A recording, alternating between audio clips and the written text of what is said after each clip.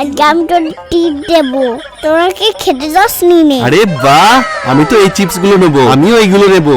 দাদু অনেক কত টাকা হলো? দাঁড়াও দেখছি, তোমার হয়েছে 80 টাকা। ঠিক আছে দাঁড়াও দিচ্ছি। হ্যাঁ কি টাকা কোথায় গেল?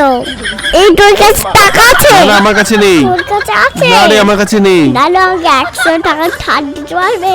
তুমি আমি কালকে দিয়ে দেবো। হ্যাঁ বিশ্বাস করো আমি তোমাকে মিথ্যা বলিনি। আচ্ছা ঠিক আছে, এই নাও। বা থ্যাংক ইউ। দাও এবার টাকাটা কেটে নাও। হ্যাঁ ও ঠিক আছে।